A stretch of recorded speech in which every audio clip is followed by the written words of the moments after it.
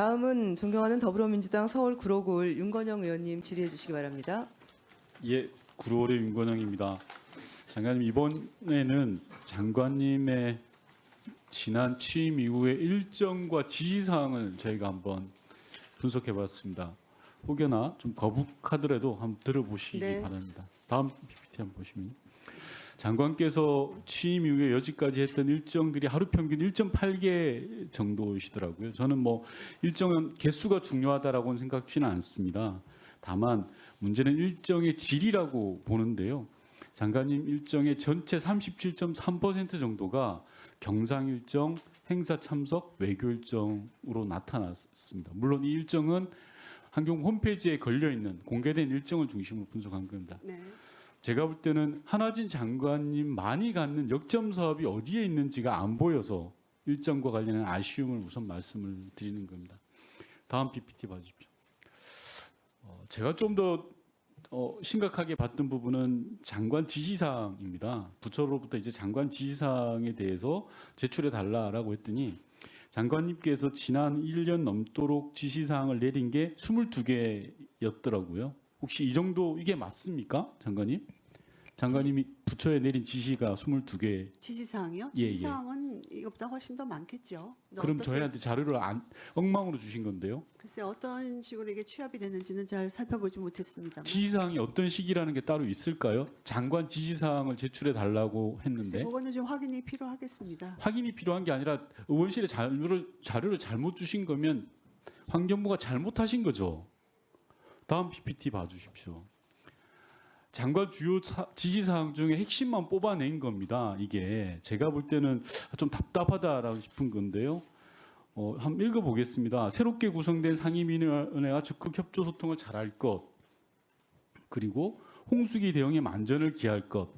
이거는 지시의 ABC가 잘못된 거라고 생각합니다. 기관장의 지시는 구체적 내용과 할 수 있는 지침을 명확하게 하는 것이 지시사항의 ABC라고 생각되는데, 죄송합니다만 장관님이 내린 22개의 주요 지시, 22가지의 지시는 대부분 이렇게 뭉뚱그려져 있습니다. 이렇게 되면 아랫사람들이 되게 힘들어집니다. 다시 앞 페이지로 가주십시오. 그리고 장관님 지시사항은 전부 점검회의에서 다 나왔습니다. 2주에 한 번 있는 점검회의에서 지시사항이 나왔습니다. 그래서 이거는 뭘까라고 생각을 해봤더니 지시사항 관리를 잘못하시든지, 이보다 훨씬 더 많은 사항, 그리고 액티브한 지시사항이 있음에도 관리를 잘못했든지, 아니면 지시사항이 만약에 이게 맞다고 하면 장관님의 업무 패턴을 좀 다시 한 번 더 생각해 봐야 되는 거 아닌가라는 제 개인적인 결론을 내렸습니다. 다음 PPT 봐주십시오. 장관의 일정 중에 없는 게 뭔가 살펴봤더니 환경이 없더라고요. 기업 방문은 42건인데 환경시설 방문은 15건 밖에 안 됐습니다. 물론 기업 방문을 하지 말자는 이야기 아니라는 건 잘 아실 겁니다. 장관께서 균형 있게 하셨으면 좋겠다는 취지에서 말씀드리는 겁니다. 기업도 가시고 환경 현장도 가셔야 된다라는 말씀에서 드리는 건데, 너무 한쪽으로 기울어져 있지 않습니까? 기업만 많이 가는 건 이건 산업부 장관이 하실 일이죠. 환경부 장관은 균형 있게 가서 균형 있게 듣는 게 저는 중요하다고 생각을 하고요. 그러다 보니까 다음 PPT 보시면 윤석열 정부 들어서 화학사고 사망자가 많이 났습니다. 이런 통계를 제가 따로 뽑으려다가 굳이 안 뽑았습니다. 다음 PPT 봐주십시오. 장관께 없는 게 또 하나 있었습니다. 세종시에 장관이 안 보입니다. 보시면 324일 근무 중에 세종시에는 고작 47일간 있었습니다. 14.4%입니다. 주 5일 근무로 하면 일주일에 1.1일 세종시에 있습니다. 세종청사는 하위직 사무소가 아니지 않습니까? 기관장, 기관 조직을 책임지시는 분이 기관이 없으면 섬이 됩니다. 행정부 이전을 왜 했습니까? 다 세종시에 모아서 이렇게 했던 건 국토 균형 발전이라든지 여러 가지 대의도 있었던 거 아니겠습니까? 그런데 모범을 보이셔야 될 장관께서 그러면 안 된다고 생각을 하고요. 다음 PPT 봐주십시오. 장관께서 주로 계셨던 데가 한강홍수 통제소였습니다.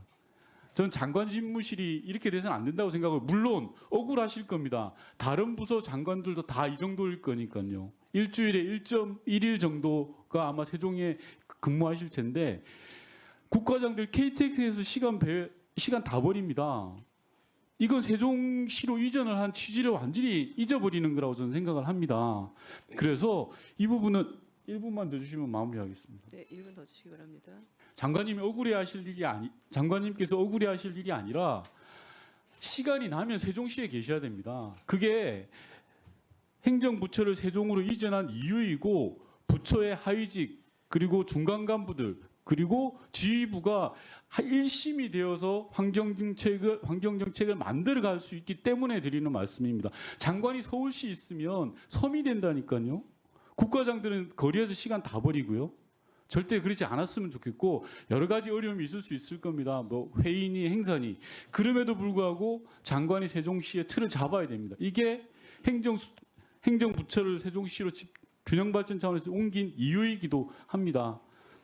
제가 장관의 일정과 지시사항 등에 대해서 전체적으로 말씀을 드렸습니다. 이 부분은 뭐 구체적인 트집을 잡고자 했던 게 아니고요. 액면 그대로 보시고 장관께서 다시 생각할 거나 깊이 생각할 게 있으면 참고하시라고 드리는 말씀입니다. 이상입니다. 네, 그럼 말씀을 드리겠습니다. 일단 환경부 장관한테 없는 3가지 이렇게 말씀을 해주신 부분에 대해서 아니요 답변을 하는 게 아닙니다. 저희 자료 팩트가 잘못된 부분이 있기 때문에 말씀을 드리는 겁니다. 네, 그래서 말씀을 드리는 겁니다. 그 지적해 주신 부분에 대해서는 겸허히 받아들이고요. 네, 업무를 앞으로 하는 데 있어서 많은 참고를 하겠습니다. 감사드립니다. 일단 환경부 장관에게 없는 3가지 이 지시사항이라고 하는 부분, 지시사항은 지금 22개를 말씀을 주셨는데 그 개수를 말하는 게 아니라요. 일단 현장을 방문한다 했을 때 지금 현장 방문이 제가 장관 취임 후에 538건이었습니다. 그중에서 기업 현장이 41회고요. 나머지는 환경 관련된 현장들이 대부분입니다. 그 정책의 우수 현장, 수해 지역이라든지 환경 훼손 지역, 그러니까 제가 한 거를 그냥 말씀을 드리려고 하는 게 아니라 자료를 잘못 이야기했다는 게 저는 환경부 내 자료를 가지고 이야기하는 거예요. 그러니까 지금 가지고 이야기하시라니까요. 네, 지금 팩트입니다. 이 현장 방문. 네, 하여튼 그거는 좀 지시사항이 22개가 아닙니까 그러면? 지시사항의 22개는 지금 업무 보고에서 주간 업무라든지 주간 제출한 지시사항이 22개였어요. 네, 그러니까 그거 있었으면 더 제출했어야죠. 그러니까 그 제가 부분은 잘못했어요? 아니요. 그 예를 들어서 그 환경부에서 줄게 따로 있죠. 자료를 자, 22개를 주셨어요. 정리해 주시기 바랍니다. 부처에서 우리 부에서 의원님실에 제출을 했다고 하면 자료가 잘못 나갈 수 정리해 주시기 있겠죠. 바랍니다. 그럼, 말씀을 드리겠습니다. 지시사항이라고 했을 때 현장의 지시사항도 많은데 그것이 일단은 포함이 안 돼서 나간 그런 부분이 있고요. 또 하나는 제가 말씀드렸잖아요. 지시사항 관리를 잘못하실 수 있다고요. 네, 알겠습니다. 그 부분은 그리고 세종에 없다 하는 이 부분에 대해서 제가 서울 사무 직무실에 있을 때 실국장들이 오는 것이 아닙니다. 저를 보기 위해서 오는 것이 아니고 각자의 그런 역할을 하는 겁니다. 그리고 가능한 한 저도 세종에 있으려고 하고 있고요. 제가 실국장들 출장 명세서까지 다 보여드릴까요, 장관님? 네, 일단 그 부분에 대해서 다시 말씀드리지만 3가지 지적해 장관님. 주신 부분에 대해서는 네. 앞으로 업무를 하는데 많은 참고를 하겠습니다. 네, 업무에 참고하시겠다고 네, 하셨으니까 거기까지 감사합니다. 하시고요. 네. 네, 뭐 그 억울하시거나 좀 틀린 부분은 자료를 윤건영 의원님께 제출해 주시기 바랍니다. 네, 알겠습니다. 네, 윤건영 의원님 수고하셨습니다.